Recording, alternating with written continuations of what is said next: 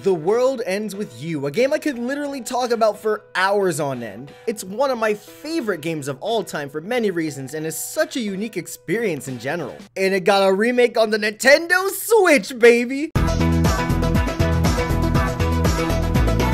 But we can't get ahead of ourselves. I figured this can only mean good things, but it's gotten a lot of mixed reception. Is it the best way to play it? Does it live up to the level of quality the original had and even the phone version? How's the game itself? Well, I've played TWEWY about a dozen times at this point, so I'm here to give you all a well-informed answer on how this game feels, what it improves on, and if it was worth the hype I so desperately tried to generate with a video on my own because, you know, I gotta hype up Bae. And I've gotta say, I was very cautiously optimistic because, as I will state many times over the course of this video, The World Ends With You is one of my favorite games of all time. I'm talking top 3. It's super good, and I believe it's one of the holy grails of gaming as a whole. So to hear it gave critics mixed thoughts, I got pretty nervy. I had to see for myself just how this game would end up. I played through the entire game level 1 on the hardest difficulty so I could really get a feel for how the game controls and to make this next playthrough much more interesting on my end. Definitely gave me some tough battles, but it was fun the whole way through.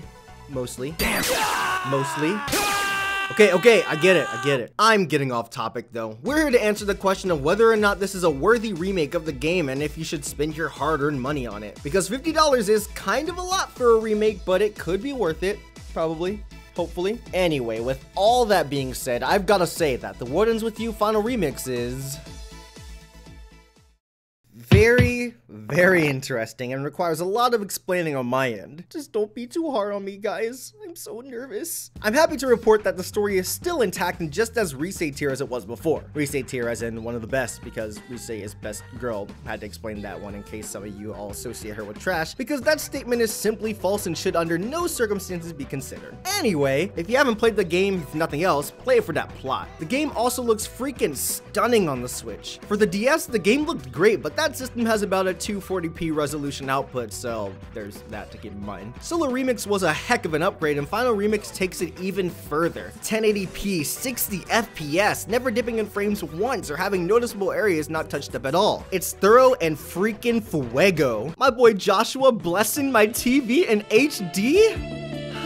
I like girls. But oh my gosh, he's so pretty. Unfortunately, there's still no full voice acting, which is a bit of a bummer, but hey, that's what a sequel's for, right, Squeenix? Right?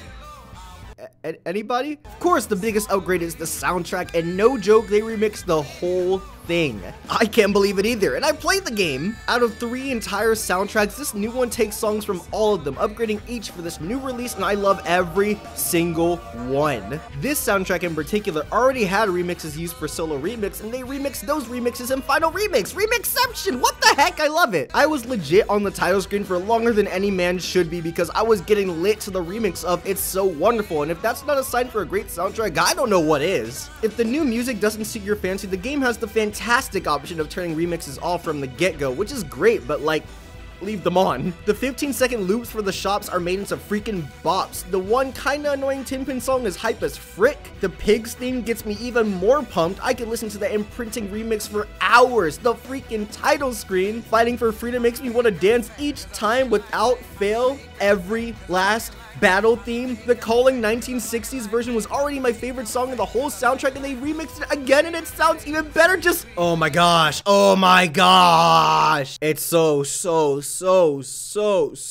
good, guys. I literally cannot. Oh, it's so good, man. What the heck? All right. I think I'm okay now. This is all a given though. Every normal person loves the narrative, the aesthetics from a technical and art direction standpoint, and even people without hearts get lit to the soundtrack. No, I know what you're all here for. How does this game play? I'm sure we've all gotten a variety of different takes on the controls of the game, as I certainly have, so by no means am I about to give you a definitive answer, but this is just my take, with the Joy-Cons I might add, because I wanted to try out the new thingy and what makes this game separate from the others. Also, I can only record footage on docked mode because I can't record a handheld Switch, so yeah. This is tough because the game doesn't play in your conventional press X to swing the sword kind of way, so it's hard for me to tell you whether the game controls really good or bad. Different doesn't always equal bad, mind you, because we've you've got games like Kid Icarus Uprising that controls differently but good in my eyes. However, other people aren't going to be down with what the entire industry isn't used to, so it's a bit of a dilemma. Basically, your opinion could differ from mine, so that being said, I can't in any faith tell you if you're gonna like the Joy-Con controls or not. It just varies from person to person. It's literally the same situation as the before mentioned Uprising, where these could make or break the game for you, so not speaking as objective as I possibly can, I'm just gonna tell you my experience with the way this game plays. Alright? Cool. The controls are weird, but this was to be expected. After all, the original game has the most unconventional controls on the system, having to control two characters by using the D-pad and touchscreen simultaneously, so I was ready to get used to the game's new style in order to compensate for a different system. It's cool how the basic Joy-Con can act like a pointer to the screen, like a Wiimote without the sensor bar. I mean, technology, man, it's the little things. I also immediately liked how if your cursor is off, there's a recenter button to instantly get your cursor back to the center of the screen. Made many battles less of a hassle. Movement on the world map was fine, as you could guide Neku with your pointer or use the stick to move, so that was comfy and easy. And as for combat, it definitely took me a bit to get used to how the game plays, about an hour or so. But once that hour passed, I have to be honest, I fell in love with how this game played. It's so fun, and a lot of that is due to the co-op mode. Now, on its own in solo mode, the controls for Neku are still fun. Some attacks are harder to activate than others, but really I just had to figure them out and I was in. I didn't have many issues at all with the attacks that Neku had at his disposal, and I didn't have centering issues with the Joy-Cons. Well, actually, I kinda did at first, because when you select co-op, you have to connect two Joy-Cons to the console, and whenever I did at the beginning, my cursor would veer to the side of the screen instead of staying still so much that I couldn't play. That was until I realized that when you connect the Joy-Cons, like when you boot up the game, you have to have the controller on a flat surface so the calibration can balance itself out. I've seen people complain about this in their reviews, so I'm guessing they didn't figure this out, and to their credit, the game doesn't really explain that, which is a problem in of itself. But once you figure it out, you should have no technical issues with the Joys of Con. Solo mode is based off of Solo Remix's battle system though, so your partner is negated to an attack. That's where co-op mode comes in, where you can have a buddy play as your partner to battle together, or you could be like me and play as both characters on your own, Joy-Con in each hand, to help emulate the feeling of playing as two characters again. Sounds incredibly and overly complex, and it was hard to get down at first, but once you get back into that TWEWY mindset, guys, it makes the game so much more fun. But in order to enjoy playing as two characters, you have to be cool with the gyro control, since you're gonna have to play docked with the Joy-Con boys. Co-op isn't a thing in handheld mode, so for that, you'd be limited to the way Solo Remix played, which was great and all, but can't compare to the adrenaline-filled chaos that can ensue when playing as two characters. So it's a tough call to make. If anything, I say give the Joy-Cons a few hours to try and get used to them in solo mode first, then try co-op. If you really can't get down with the controls, then switch to handheld mode. I know not everyone is gonna be crazy about how the game plays docked, but I hate to break it to you, that's how The World Ends With You is. It's a unique game that had to get creative with its controls in all versions, so the game was always polarizing with how it played. But that's exactly why I feel everyone needs to play some version of the game. There's nothing like it, and it's an experience that you could potentially love as much, if not more, than me. Especially with the possibility of a sequel if this game sells well enough, I'd say give it a shot, because I enjoyed the crap out of this remake's combat, and you could too. I think the game controls great.